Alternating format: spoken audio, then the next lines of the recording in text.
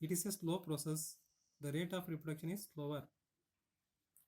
Next, differences between asexual and sexual reproduction.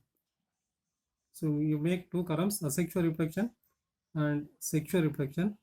Point number one under asexual, it is strictly uniparental. Asexual reproduction always needs a single parent, and sexual, it may be uniparental or biparental. Uniparental in lower forms, biparental in higher forms. Next, point 2 under asexual reproduction, somatic cells or vegetative cells are involved, and in sexual reproduction, germ cells or reproductive cells are involved. So somatic cells means the cells which divide by mitosis, or the cells that lead to growth of the organism. Those cells are involved in the asexual reproduction, but in sexual reproduction, germ cells or reproductive cells are involved. Next point, number 3 under asexual, it involves the formation of asexual structures. So some structures, asexual structures, maybe spores or conidia, they are involved in asexual type of reproduction. But in sexual reproduction, it needs the formation and fusion of gametes. Here, gametes are formed and their fusion takes place. And next point, fourth point under asexual, offsprings are young ones, they are genetically similar to the parent. So the young ones are exactly similar to the parent and they can be called clones. And under sexual reproduction, the offsprings are not genetically similar to the parent, or the offsprings are genetically dissimilar to the parents because of variations. Point 5 under asexual, variations do not take place in progenies. Variations are not possible in asexual reproduction. If a plant produces thousands of progenies, all of them are exactly similar to the parent plant. But in case of sexual reproduction, the variations take place in the progenies. The young ones and offsprings, they are similar, not similar. So they are having differences. Those are called variations. Next point, asexual reproduction is a rapid process or fast process, and sexual reproduction is a slower process. Higher organisms perform sexual reproduction because point number 1, to produce viable healthy progeny. The progenies, the young ones are healthier and they are able to survive. Point number 2, the progenies are young ones, they survive in all climatic conditions due to genetic recombination. Because of genetic recombination, the young ones are able to survive in all types of adversities of the climate. Point number 3, genetic recombination leads to variations, and the variations lead to evolution by speciation.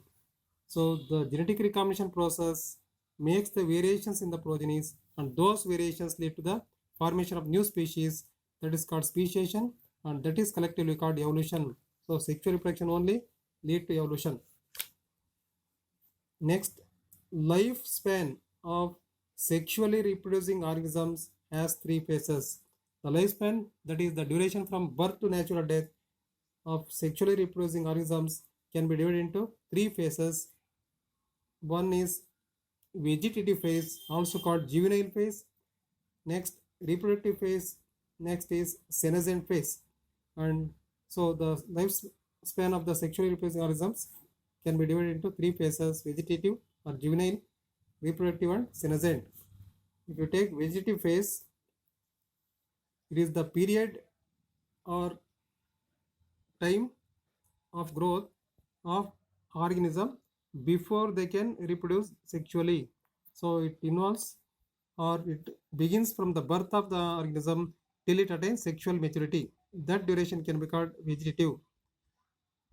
Reproductive phase, so it is the period after vegetative phase. It is the period after vegetative phase or juvenile phase.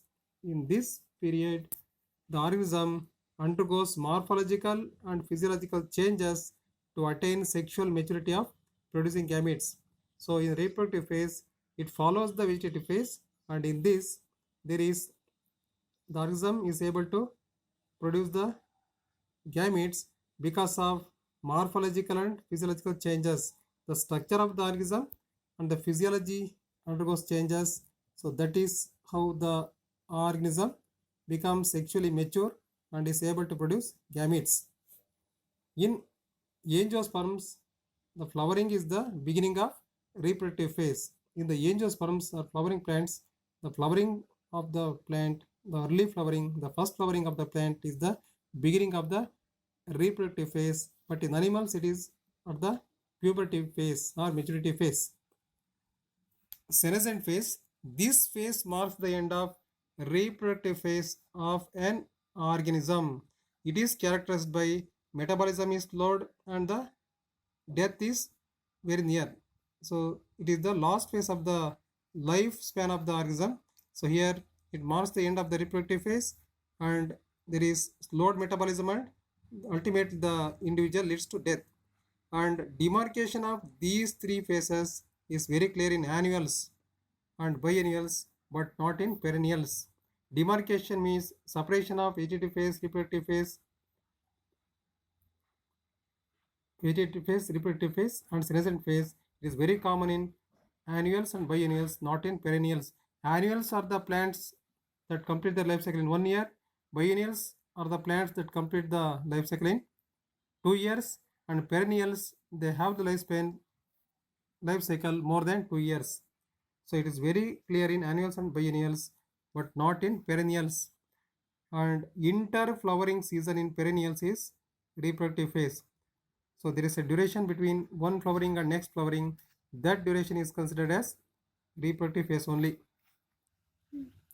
The transition of these phases is regulated by hormones, organisms, physiology, and environmental conditions. So the change from one phase to another phase is controlled by hormones of the individual, and also the physiology or biochemical process, and also the climatic conditions or environmental conditions.